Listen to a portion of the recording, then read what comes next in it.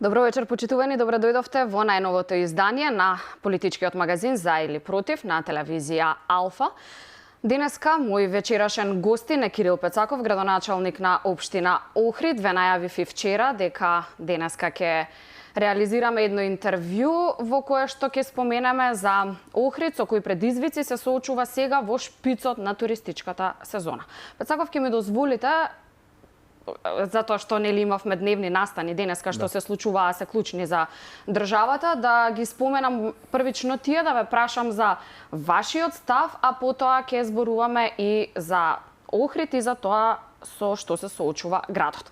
Имено само 2 часа и 20 минути беа доволни за Комисијата за уставни прашања да донесе заклучок дека има потреба од отворање на највисокиот државен акт во државата, односно Уставот, со 10 гласови за сите од владеачкото мнозинство и 7 гласови против од опозицијата. Помина ваквиот заклучок, седницата веќе ни е познато, Талат Џафери ја закажа за 18 август. Ве прашувам како татко на градот Охрид, град со огромна историја, лука на писменоста, на државноста, на културата, на не знам, можеме да кажеме и верата и христијанството. Зошто не го поддржувате отварањето на Уставот и што ова ќе значи за Македонија лично, за Пецаков? Најпрви ви благодарам на поканата, чест ми е што денеска учествувам на оваа емисија и ќе имаме прилика да поразговараме на повеќе теми кои што се однесуваат на Охрид и секако денеска на жешката, тоа се промените, односно уставните промени. Македонија во овие 7 или 8 години, ајде би рекол поточно 7, под водство на СДСМ и нивната коалиција претрпе доста национални понижувања, ако сакате национален срам, идентитетско обезличување и сето она кое што македонскиот народ очигледно не го перцепира онака како што тие го замислуваат, односно е против сите насоки, односно против сите желби на македонскиот народ. Затоа, како ја гледа својата иднина и како смета дека оваа држава може да оди напред и колку во суштина се битни овие уставни измени. Што значи тоа? И покрај конзистентниот став кој што е на ВМРО-ДПМН како став поврзан конкретно за овие уставни измени, за влегувањето на бугарите на Уставот, е повеќе од јасен, не за уставни измени под бугарски диктат и сето тоа денеска како партија и како коалиција дефинитивно го докажавме, со што е повеќе од јасно дека во Македонија нема услови, односно во парламентот нема услови за отварање на Уставот и за промена онака како што Бугарија, или да бидам подпрецизен, под бугарски диктат ги доживуваат работите. Што значи дека на 18 август... јасно што ќе се случува на 18 август. Вие сте млад човек, меѓутоа долго време сте во политиката, бевте и пратеник во собранието. Од 2020 до 2021. Со сето ова следува на 18 август, како што кажате, седницата, исходот е повеќе од јасен и самиот неуспех. Се надевам дека Македонија конечно ќе ја донесе предвремени парламентарни избори, каде што пак таму исходот е повеќе од јасен, гледајќи ги и параметрите кои што ги добиваме на дневна основа, врз основа на анкетите кои што ги гледаме од разни институти, и секако сето тоа го навести веќе и го навестија веќе и локалните избори, каде што разликата е скоро 4:1 за опозицијата по однос на тоа колку градови сме освоиле. Така да, онакво што го имаме како конзистентен став, го покажавме денеска, извесен исходот на седницата на 18 август, така да очекувам дека неуспехот ќе доведе до предвремени парламентарни избори, а со тоа и подобра иднина на Македонија. Во Охрид вие сте градоначалник на градот град кој беше избран за да се отвори бугарски клуб, таму функционираше, ќе ми кажете вие дали уште функционира и во каква состојба се просториите, дали има раздвиженост, дали има некакви активности, не знам. Охрид е поврзан и со скандалот што се случи со ново освестениот бугарин Пендиков. Ме интересира што мислите, зошто токму Охрид беше избран како град за да се отвори бугарски клуб?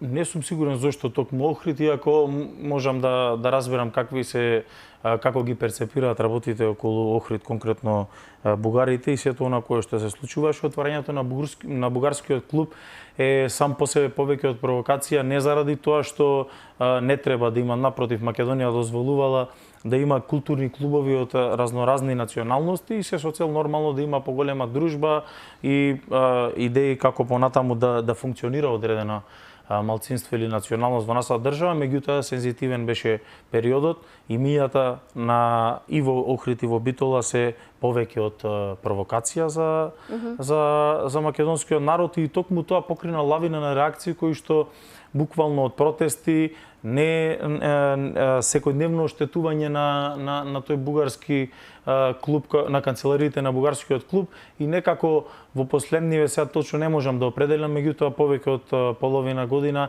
некако како да е замрено со движењето, скоро и да не се гледа, не е обележан, како што беше претходно, така да можно и воопшто да не функционира. Не знам зошто и од кои побуди токму повторно ќе кажам Охрид беше одбран, меѓутоа фактот е дека создавањето на таков клуб со такво име и со таква причина на постојање беше повеќе од провокација и веројатно и затоа и прекина со функционирање или бар они активности кои што треба се видливи, за нас не се видливи како граѓани на Охрид. Не знам дали ќе се согласите со мене, но сметам дека Охрид важи за еден патриотски град. Охриѓани се луѓе кои што сакаат да ја покажат македонштината. Тоа се случи и со она знаме со сонцето од Кутлеш кое што беше распослано во центарот на градот, па зашто има нели судски процес против адвокатот Менкиновски за нарушување чинам на јавниот ред и мир. Дали сметате дека со тој судски процес сакаат да се замолкнат охриѓани, да се намали тоа патриотско чувство што го имаат граѓаните? Не, напротив, со ваквиот начин на однесување и на репресија од страна на државата, само сето тоа ќе добие на интензитет и ќе бидат појачани и чувствата и начинот односно желбата на секој еден македонец да го изрази својот патриотизам и токму тоа беше видливо.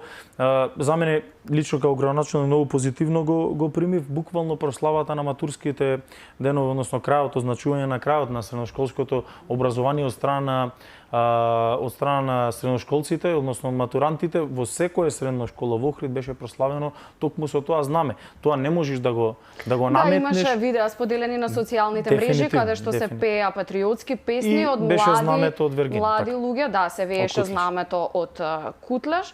Го видовме тоа на социјалните мрежи и чинам дека не беше само во Охрид, него не, на повеќе места, меѓутоа затоа што за Охрид разговаравме, така да таквиот начин на репресија и дополнително што тоа знаме беше наше национално знаме, но така сме ја започнали. Мислам дека први почна и некако го поттикнаа тој бран. Тоа беше на 19 јануари, кога беше Водици, буквално најголемиот можеби празник за Охрид, посетен како од странски, меѓутоа повеќе од домашни туристи, најмногу секако од охриѓани кои буквално целиот ден уживаат во 19 јануари и беше означен денот со надолна порта, на тврдината беше распослано македонското знаме, македонското национално знаме од 90 до 94 додека не го променија знамето, така да повтор пат беше само на 27 април во знак на поддршка на уставобранителите и сите оние кои што непотребно лежат по нашите затвори, односно неоправдано на судски процеси кои што се монтирани од страна на државата се по затвори. Така да на два пати се случи тоа и некако си се замавме.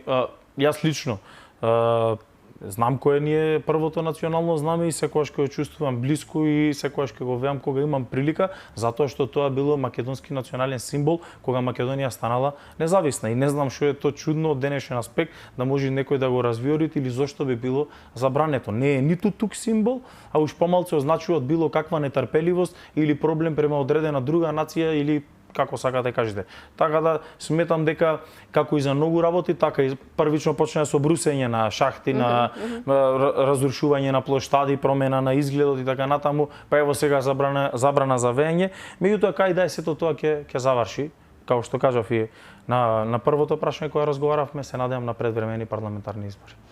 Добро, ќе продолжиме сега со теми поврзани со Охрид.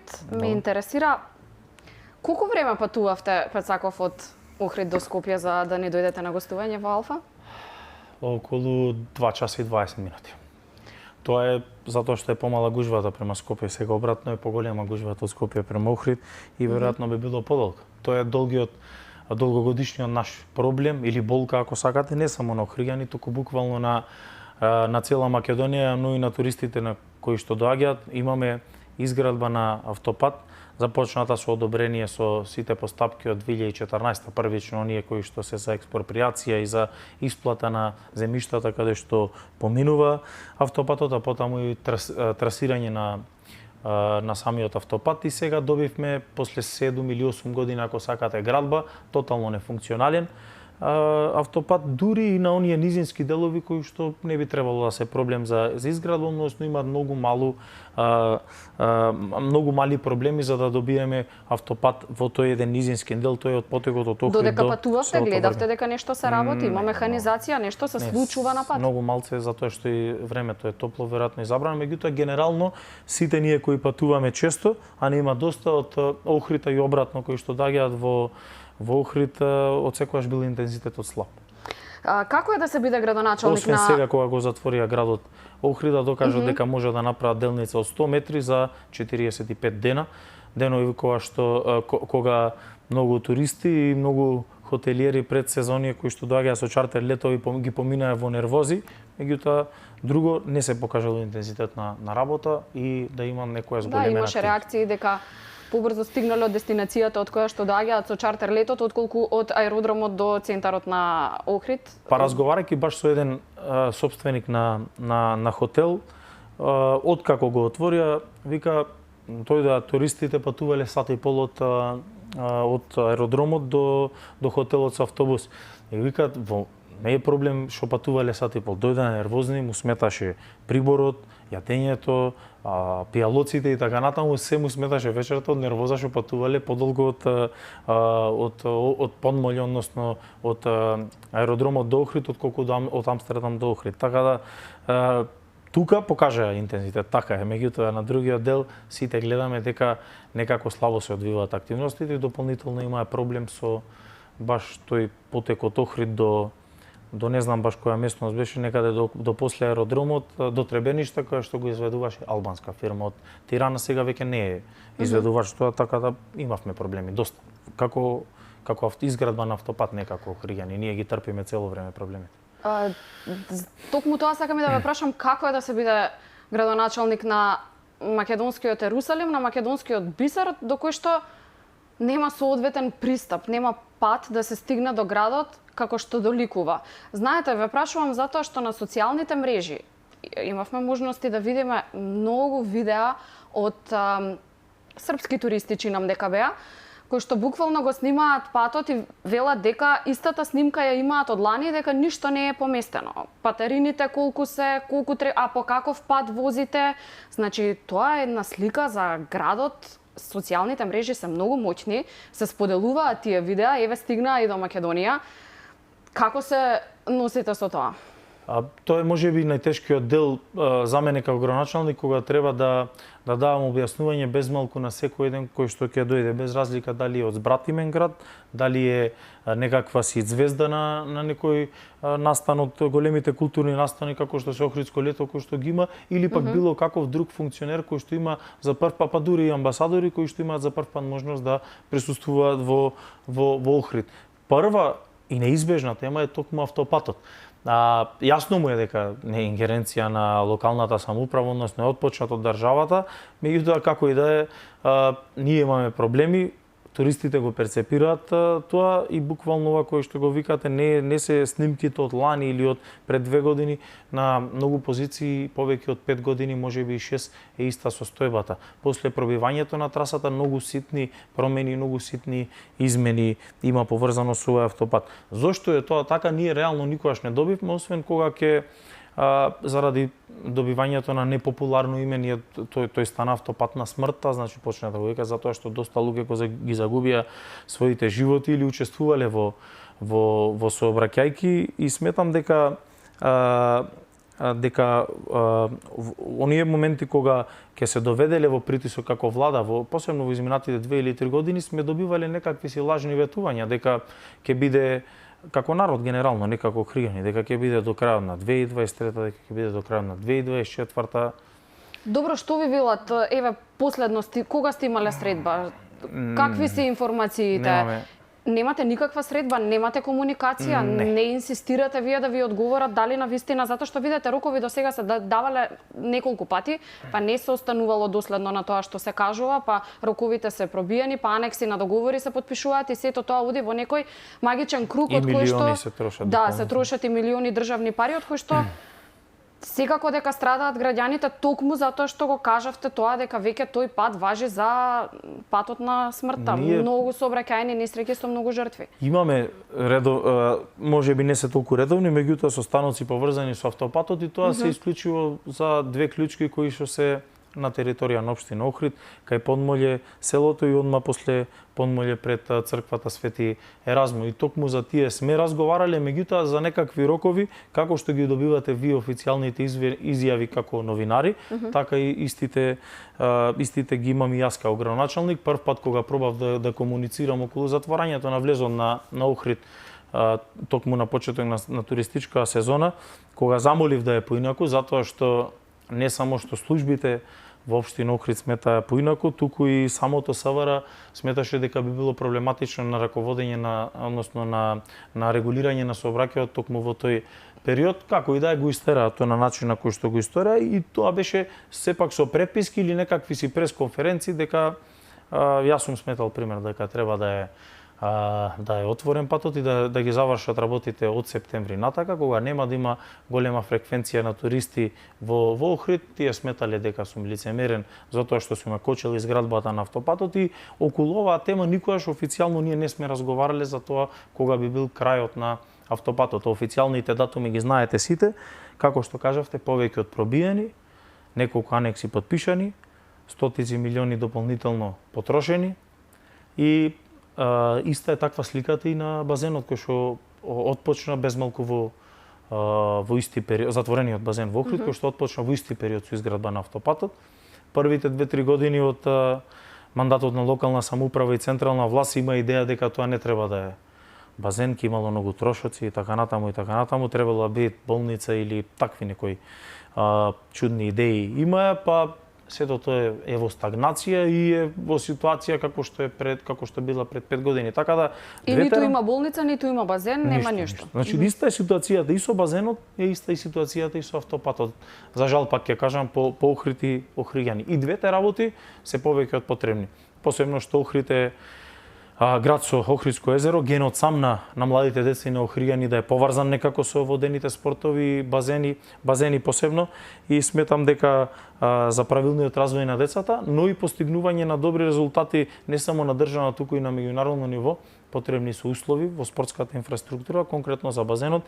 И искрено се надевам дека две работи за кои што сега ги спомнавме, иако повеќе разговаравме за автопатот, дека во најскоро можно време по превземањето на власта ќе бидат завршени конечно. Охрид ќе имат пристојна инфраструктура, патна инфраструктура по која што ќе доаѓаат туристите и спортска инфраструктура која и онака низ годините повеќе од добро се развива. Ова лето имав можност да разговарам со неколку градоначалници од ВМРО ДПМН. Сите се на ист став дека, верувам дека и кај вас така според ова што го кажувате, дека сте соочени со кочница од централната власт во однос на клучните проекти за градот, кои што сте ги ветиле пак вие пред охриѓани. Верувам дека ќе се согласите со мене, затоа што го кажавте, практично тоа го потврдивте во ова што го изјавивте досега. Сега ме интересира околу туристичката сезона, веќе е шпицот, нели? Температурите се пеколни. Охрид, барем за викендите, од тоа што не сум била во другите денови, меѓутоа за викенди е преполн, дефинитивно. Во секој ден е преполн. Каква е сликата? Колку сте задоволни од сезоната до сега? Јас имав една изјава некаде на крајот на јуни, поврзано со колку тоа Охрид како град е задоволен. Охрид може да биде задоволен доколку угостителско-ресторанскиот сектор и сите оние кои што на некаков начин заработуваат или се занимаваат со туризам бидат задоволни. И во тој период параметрите кои што ги имав од 3 односно хотелски сместувачки, хотелско-сместувачки капацитети покажуваат дека до тој момент ги има надминато најдобрите бројки од 2019 година, тоа е рекордот за Охрид како град и по однос на чартер летови кои слетали, но и по однос на ноќевања кои се оствариле во една сезона, посебно на странски туристи, веќе од 10 до 20% трите хотелско-сместувачки капацитети ги надминале бројките од 2019 споредбено за истиот период.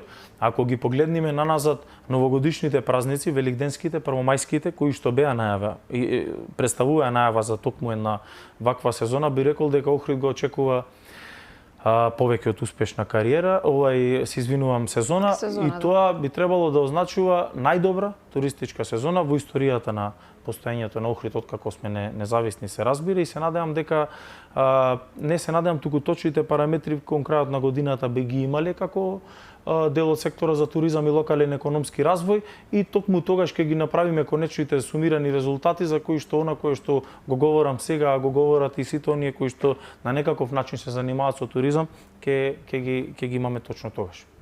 Добро, имате странски туристи оваа година, да. Потврдивте и вие, во поголем број, но што е со домашните туристи?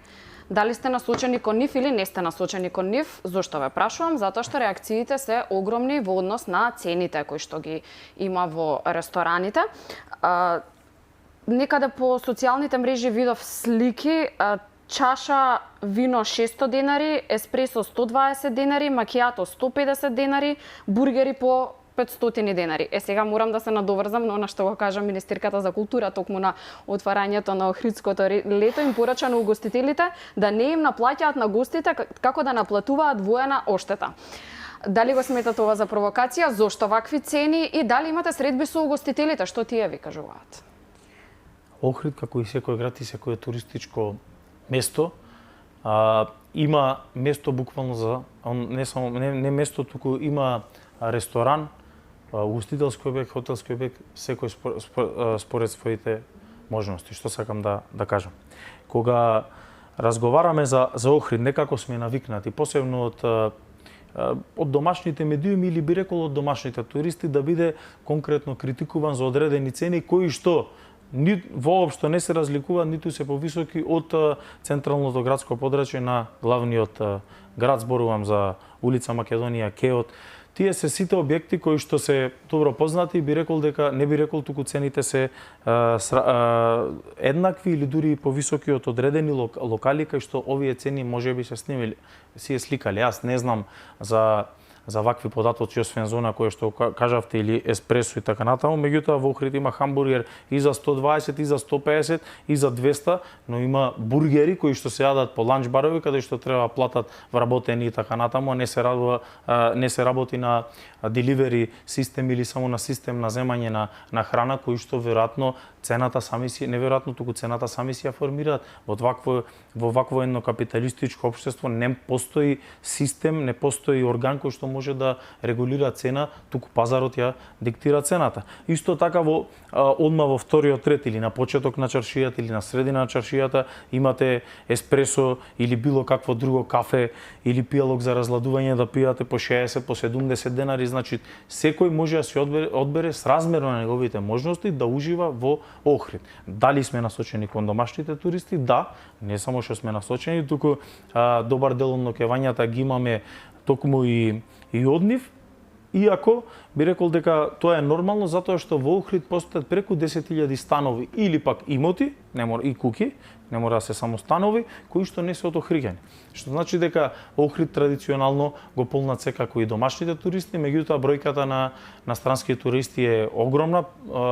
Лани 2022 година имаше приблизно 400.000 ноќевања од странски туристи во угостителскиот, односно во хотелско-сместувачкиот сектор генерално, така да насочени сме и према едно и према друго, меѓутоа ниту ние како град, ниту одредена било која друга институција може да регулира цени. Цените го создаваат пазарот. Се додека има туристи кои што уживаат во Охрид, се додека има туристи кои што ги посетуваат сите локали и уживаат во природните убавини кои што не само Охридското езеро, туку и Охрид генерално ги нуди заедно со своето богато културно историско минато, тогаш сето тоа е окей. И не случајно споредив за друг град во Македонија затоа што Добро, но знаете како коментарите се дека ако толку чини кафето во Охрид, па ќе одам во Грција, барем ќе бидам на море. Ме разбирате како ќе ги привлечете туристите домашни да не одат во Грција, туку да дојдат во Охрид? Оние кои што се за на море секако одат на море, а добар дел од својот одмор го поминуваат секако и во Охрид, меѓутоа сепак би рекол дека она кое што како град и како домашна туристичка дестинација го нудиме е несразмерно поевтино од она кое што го има како понуда во Грција. Нормално не разговарам за да купуваме гиро и да пиеме кока-кола со гирото, туку затоа што и за таков туризам и кај нас е бургерот, хамбургерот, како сакате кажете, по 150 денари или 120 денари, зависи како го купувате во Охрид. Така да за сечи џеп има можност да се уживат. Дополнително оние кои што поседуваат станови секако дека најголем дел од своето време си го поминуваат и можат од маркети да си купуваат и така натаму. Така да Охрид има места за уживање, Охрид има места кои што самата природа ги дала и може секој граѓанин сразмерно на неговите финансиски можности да ужива во Охрид и убавините на Охридското езеро. Револтот кај граѓаните знаете зошто е? Затоа што чаша вино, Добро. 600 денари не чини... Не сум видел тоа.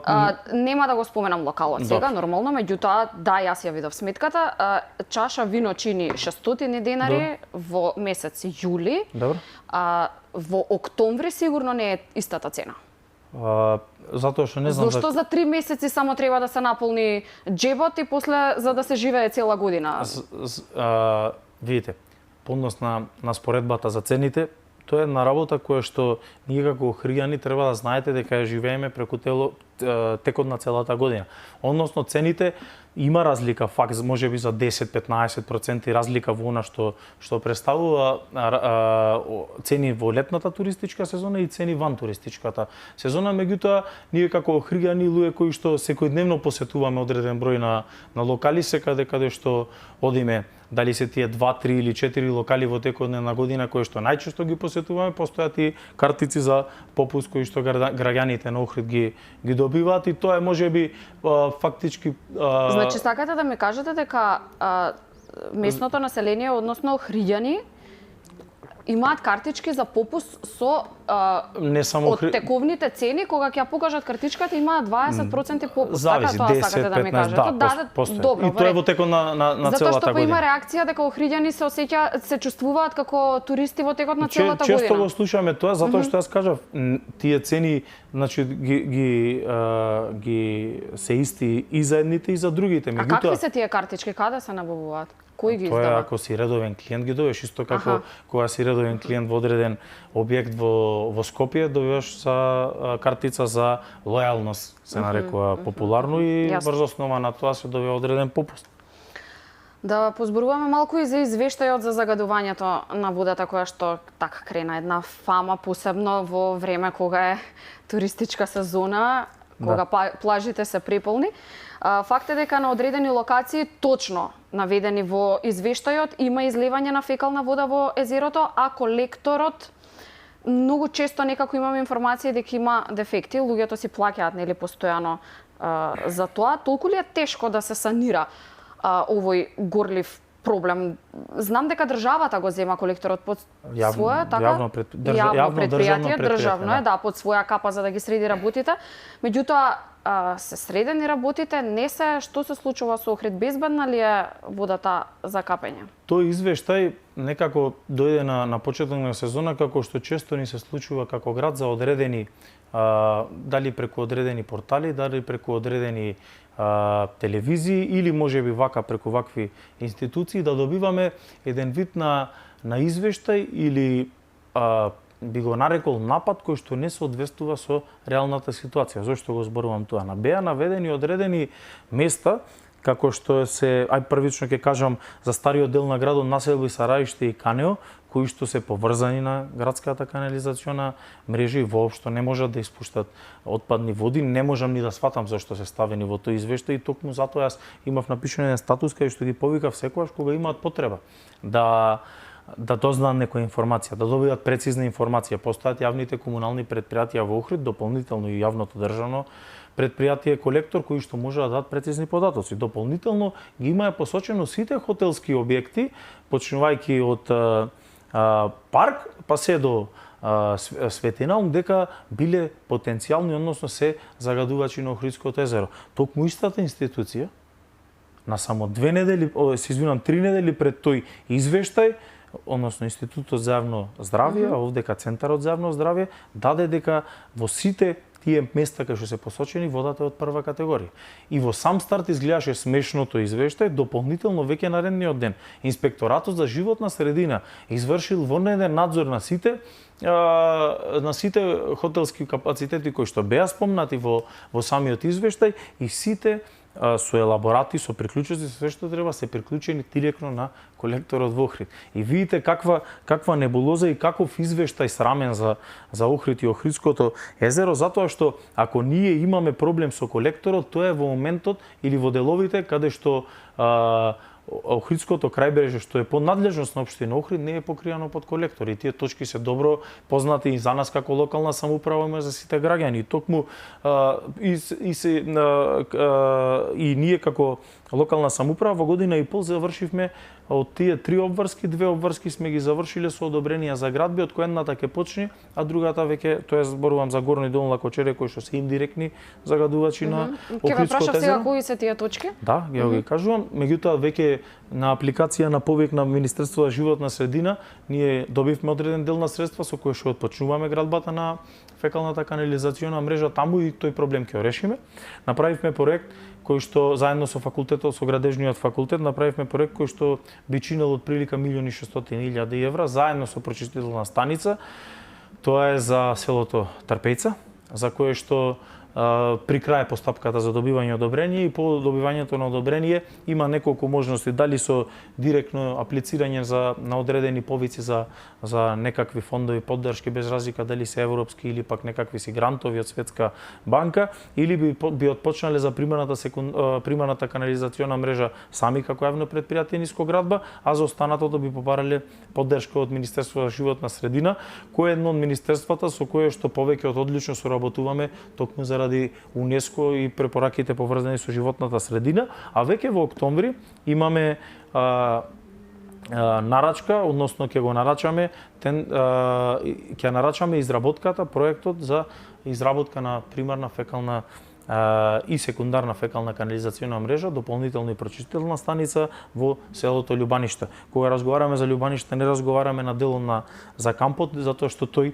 има своја прочистителна станица и таму е покриен сето тој дел. И за веќе постоечкиот колектор, факт е дека е потребна одредено освежување во принципот на третирање на овие отпадни води. Тука нема никој дилеми, затоа што она кое што излегува од после преработката во колекторот можеби требало да се хлорира или не знам какви се тие постапки понатаму, да не било само со дробење, меѓутоа тоа е нешто што може да се надгради и имаме еден дел во градот каде што се мешаат атмосферската и канализационата мрежа, односно колекторската мрежа, и токму затоа при поголеми поройни дождови можно е да појават проблеми при прочистувањето на фекалната канализација, меѓутоа тоа е решливо и со текот на годините ќе го решаваме. Меѓутоа онаму каде што се пумпните станици, односно оние кои што го пречистуваат, колекторскиот систем функционира на начин на кој што треба и за тоа се потврда извештаите за на преку 96% од територијата на Охридското езеро, крајбрежје кое што е под територија на општина Охрид, е водата од прва За да категорија. не се крива паника, ве оставив убаво да објасните. Значи, одиме со реклами, да заклучиме, Охридското езеро е безбедно за сите за рекреирање, за уживање, за све. Така, во оваа сезона. Да. Одиме со реклами, имам уште многу прашања за Охрид. Почитувани, се враќаме веднаш по рекламите.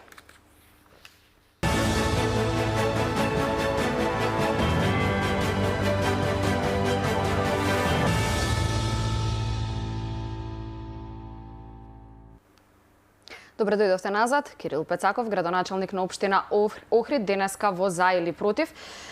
Должна сум на гледачите да ве прашам за концесиите за плажите, односно ме интересира што стои во договорите. Зошто ве прашувам? Затоа што има забелешки дека лежалки има поставено буквално на секаде, нема простор за оние кои што не сакаат лежалка или пак кои што не може да се дозволат да платат за таа лежалка, затоа што има реакција и за цените на таа лежалка. Ако во соседството можеме со, нели, ако нарачаме пијалок или нешто храна, лежалката да добиеме бесплатно и да ја користиме во текот на целиот ден, во Охрид не е таква ситуацијата.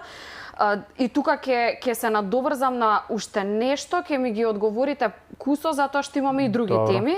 Дали се чувствувате малку изиграни, бидејќи вие ветивте и ги уредивте плажите, што е за пофалба, но тоа не значи дека во една сезона треба концесионерите да ги извадат, нели, парите за сите изминати години или пак за периодот што е пред нив, нешто што го споменавме претходно што се случува. Не, значи воопшто не се сложувам дека не можат да се рекреираат.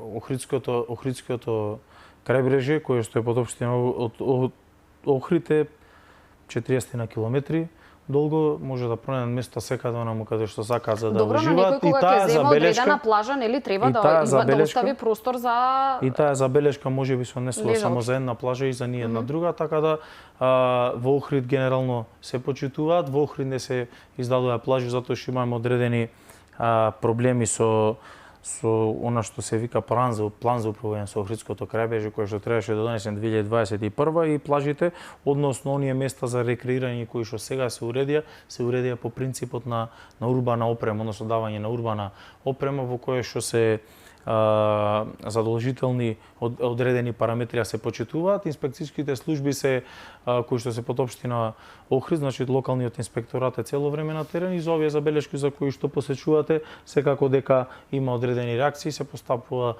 секојдневно, меѓутоа генерално на сите плажи, можеби со исклучок на една која што ја посечувате доколку е таа имало проблем, меѓутоа се гледа се до тоа да се отстрани и дека се надевам дека во иднина нема да се случуваат вакви непријатности и граѓаните ќе можат да уживаат во плажите. Да, верувам дека реакциите стигнуваат и до вас. Да. Што е со спасувачите на плажа? Нема доволно спасувачи на плажите, ако не дај Боже нешто се случи, кој ќе сноси одговорност? Нема сето тоа го покривало Црвен крст досега како институција која што обучувала и во минатото и сега има спасувачи на плажите во онолкав број колку што е доставен. Се надеваме дека такви немили настани нема да се случат, затоа што уредувањето на она што представува крајбрежје вклучува и одредени други обврски кои што треба ги поседуваат, меѓутоа за сега е нормално како и секоја година. Истото и кога немаше уредување на плажи, постоја на одредени места спасувачи кои што го поминуваат дел од денот таму, така да мислам дека по однос на застапеноста е стабилна состојбата, односно е застапено скоро на секоја место каде што има уредување на плажа, односно урбана опрема. Добро, уште една реакција од граѓаните, значи не сме тука само да се фалиме, мораме да ве критикуваме таму каде што има реакции и простор, па вие да одговорите. Центарот на градот, шеталиштето е претворено во панаѓур, барем така реагираат граѓаните. Се продава храна од секаков вид, не знам, се возат автомобили, мали дечиња, има луна парк, се продаваат пуканки, се продава храна, накит, тезги и не знам што. Како охриѓенец, како градоначалник, дали размислувате дека треба тоа да се дислоцира и да се најде некоја друга соодветна локација каде сето тоа може да се понуди на тие што сакаат, а не на сите граѓани баш во центарот на случувањата? 6-7 година е состојбата иста како и сега. Принципот на издавање на урбаната опрема и сите оние кои што даваат за купнина без разлика дали е за храна, дали е за сувенири или било каква друга справа или било што за рекреација, за уживање за децата и така натаму се оддаваат на исти принцип во изминати 7 години, меѓутоа секогаш постоеле во текот, барем зборувам за претходни 30 години, место каде што се продавале крофни палачинки и такви слични работи. Лично јас како градоначалник имам идеја како сето тоа во одреден период да добие поинакво нешто, меѓутоа поинаква локација пред се или поинаква форма на одвивање на тој дел на на нудење на некакви си, без разлика дали е храна или нудење на рекреација за дечината. Меѓутоа, во овој момент, заради воспоставената пракса, е многу тешко да се направи револуционерен потек и потребно е време, односно добра комуникација со сите оние кои што се вклучени, затоа што станува збор за преку 40-50 фамилии, на кои што некој пред мене, не е битно ни воопшто кој бил градоначалник ниту од кога почнало, туку сето ова трае со години и добила локација, тој како и да го викате Панаѓур или што и да е, таму каде што во моментов постои. Така се губи сликата некако на градот. Јасно ми е тоа, сето тоа е во ред и затоа реков размислувам, меѓутоа се додека не најдам чаршија, шеталиште, нели кеј се додека не добијам некако еве јас ќе се согласам со Охриѓани дека можеби не е местото таму соодветно, нека има рекреација, меѓутоа нека не биде толку нели збиено на едно место. Кога ќе имаме вистинско решение, секако дека ќе го повлечеме како потек. А на вас ви пречи? Лично да, меѓутоа е, како што кажа, пракса долгогодишна воспоставена која што функционира и за да направиш радикален потек или потек кој што нештото кој што функционирале ќе ги направиш поинаку да функционираат, потребна е вистинска одлука во вистинско време. А ќе дојде времето. Што е со зеленилото во Охрид? Имаше сеча на дрва некоја чинам на булеварот туристичка? Не, на булеварот Македонски просветители, новата улица, имаше одредени критики кога сето тоа се правеше. Меѓутоа фактичката состојба беше врз основа на извештаи кои што ги има даено луѓе кои што се шумарски инженери и сите оние кои што се разбираат од тие работи, од 76 тебла вкупно на улицата, 42 беа заболени, а и на нас ние тоа го гледавме како граѓани, буквално при секој еден пороен дожд или поголем ветар, затоа што тука беа и паркинзите на колите, настануваше оштетување на возилата и едноставно со новиот лик на улицата не беше возможно сето тоа да се задржи. Охрид, општина Охрид, заедно затоа што беше проект преку Светска банка, засади на истите места, дополнително на места кои што општина Охрид, со советот на општина Охрид ги одлучи, дрва кои што беа во бројка 3 пати поголема од она кое што се исече. Така да врз основа на тој принцип се посадија дополнителен број на дрва. Да, потребно е време да пораснат, меѓутоа тие си го имаа своето ислужено. Истото и со таквите дрва се случи долж порано. Не знам се пред точно колку години, можеби 10 години беше долж улицата Димитар Влахов, веројатно и сега донаму каде што постојата се заболени, потребно е одредена нивна замена, а тоа и се случува на одредени улици таму каде Добро, што значи се отстранете, меѓутоа се заменете со други.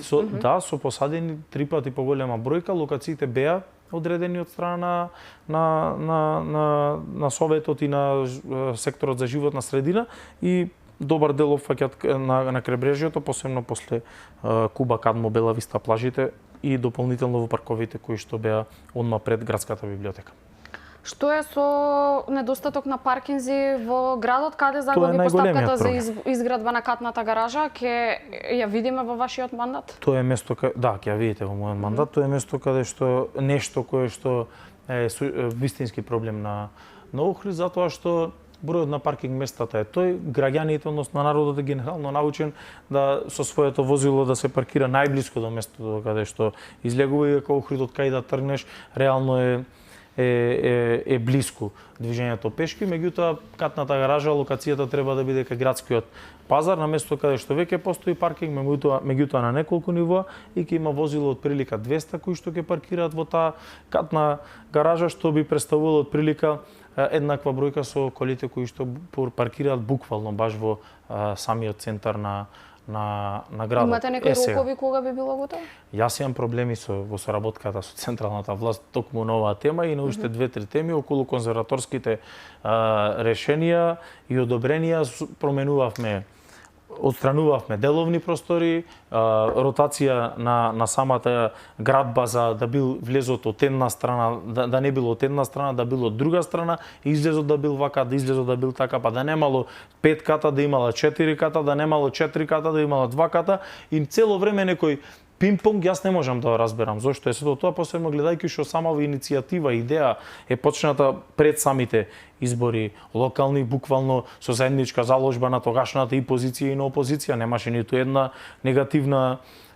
негативен глас во Советот на општина Охрид, затоа што е насечна потреба, а од друга страна пак добиваме 200 возила кои што без малку се паркирани во старата Охридска чаршија. Така да е од насущна потреба, се надевам дека конечно ќе помарне. Сега наводно била кај некој експертски тим во Министерството за култура составен од тројца или четворица луѓе, кај што јас искрено конечно се надевам, затоа што 4 пати сме отстраниле нивни забелешки, со тоа што ги отстраниле што ги отстрана деловните простори, јас не можам да најдам јавно-приватно партнерство или партнер кој што би ја градел таа катна гаража, ќе морат самата општина да ја гради, и тоа не е никаков проблем, ќе изградиме, па да се намалела катноста, па губиме 40-50 возила и тоа страното, па да се изротирал влезот, излезот, и буквално сето тоа представува еден вид на малтретирање кое што од денешен аспект изгледа веќе мачно за самата администрација во локалната самоуправа, и за мене како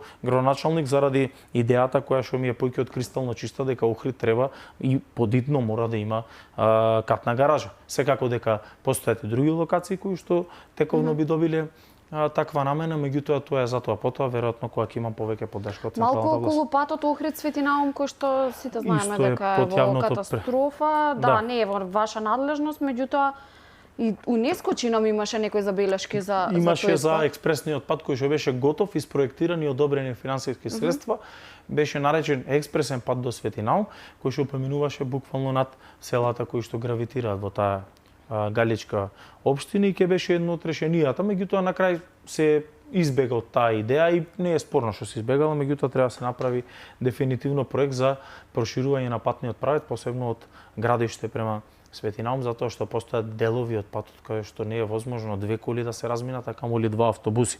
Посебно ако сте имале прилика да одите во Свети Наум баш во ваква една туристичка сезона, не само што е долг и мачен патот, иако во нормални услови би се стигнувало за 25-30 минути можеби, а сега би траело патувањето час и половина или 2, едноставно бројот на автобуси е веќе преголем, затоа што покрај заливот на Коските, кој што е најголема туристичка дестинација за Охрид, како дека и Свети Наум е најпосетениот манастир или најпосетената локација во Охрид. Така да и жално е да биде таков. Подитно е потребно. Во најмала рака проширување уште една лента во планина. Состојба како што е, да. Има ли расположение, нешто се зборува за реконструкција? Сите бараат, меѓутоа не слушнавме нешто дека државата ќе се ангажира. Не, меѓутоа лично како локална самоуправа, кога ќе добијам поддршка од централната власт, односно кога ќе се сега веќе на наредни избори, кога Македонија ќе добие нов премиер и нова влада, се надевам дека таа идеја ќе заживее и ќе наречеме еден вид на реконструкција на патот, односно додавање на уште една лента на оние клучни точки или мртви точки каде што е многу тешко да се разминат, како што кажав, 2 автомобили, а камоли 2 автобуси. Имаме уште 5 минути до крајот на оваа емисија, мораме да споменеме за УНЕСКО, за урбанизацијата на градот. Имаше забелешка за некоја голема градба во центарот на градот. Не знам, вие кажете ми, стариот дел на градот некаде прочитав дека ја губи душата затоа што никнуваат градби со огромни габарити. Не сум била, не знам за која градба точно тоа е во стариот дел на градот, да. Збор. Добро. Имаше забелешки точно од страна на граѓаните, можеби можам да се сложам со граѓаните, меѓутоа ние како општина ни се одземени ингеренциите од Министерството за транспорт и врски. За стариот дел на градот. За стариот дел на градот немате ингеренција. Добро. Тие даваат легализација на објект, тие даваат одобрение за градба, тие доколку има некакви се нелегални активности испраќаат државен инспекторат, така да и ние сме тука секако, меѓутоа ние немаме никаква правна ингеренција врз стариот дел на градот, така да имаше за таму забелешка, иако одобрението е издадено од страна и добиено и позитивно мислење од заводот и музеј кој што е под управата за заштита културно наследство. Значи сепак тој габаритен објект ќе си постои на таа локација, така не е ништо. И покрај препораките на УНЕСКО, до каде е ситуацијата со УНЕСКО? има извештаи на секој, тоа е едно од темите, или би рекол Ќе можеби остане градот заштитен до каде? Некако има некое затишје изминатиот период, ако можам точно, така да има доста забележам? работи кои што сме ги направиле, затоа ќе е потребно можеби повеќе од 20 или 30 минути и не е тоа толку тема денеска, колку што сакам да кажам дека тоа е едно од темите на кое што со ресорните министерства, зборувам за УНЕСКО, соработуваме повеќе од одлично, затоа што очигледно е заеднички интереси на државата и на Охрид и добро е тоа што е така. Имаме препораки, мерки, токму преска тие точките кои што ги спомнавме за прочистителни станици се дел од препораките, отстранување на билборди веќе со странети по кеот на Охридското езеро. Од оваа година направивме унифицирање, односно започнуваме со унифицирање на излиот на централното градско подрачје од канти за ѓубре. Најавивте некоја реконструкција на кеот? Ке се оствари тоа? Нема одобрение таму, го реаплициравме наново, имаше одредени забелешки за тој проект, го реаплициравме наново од претходното одобрение кое што го имал, го изгубило општина Охрид затоа што за 2 години не започнала со градба, сега го реаплициравме со мали измени за да нема навлегување во езерото, буквално сите оние забелешки кои што беше, туку само да добие еден поинаков лик, да нема бекатон плочки, да има можеби гранитни коцки и така натаму калдарма, меѓутоа тоа е нешто за кое што ќе разговараме кога би го добиле одобрението. Секако дека реконструкцијата на кеот е потребна во Охрид да добие еден многу добар изглед кој што ќе биде репрезентативен како што се репрезентативни многу други локации во Охрид. За крај ме интересира кој е најголемиот проблем со кој што се соочува Пецаков како градоначалник и дали ќе се кандидирате за уште еден мандат?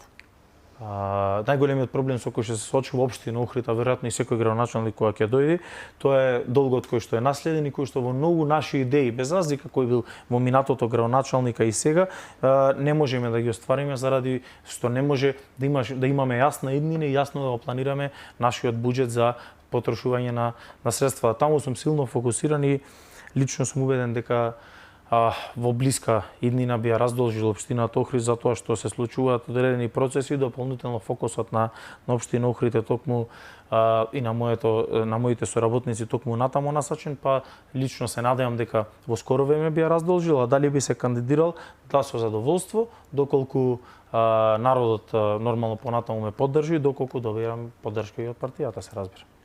Ви благодарам за вечерашното гостување во емисијата за или против на телевизија Алфа. Ви посакувам убав пат и безбедно да стигнете до Охрид. Ви благодарам. Иако е предизвикнали да се стигне до Охрид во овој период. Навикнати сте, да. Ви благодарам уште еднаш, почитувани вам. Ви благодарам за вниманието со кое не следевте. Останете и натаму на Алфа телевизија. Убав остаток од денот со нашата програма. Пријатно.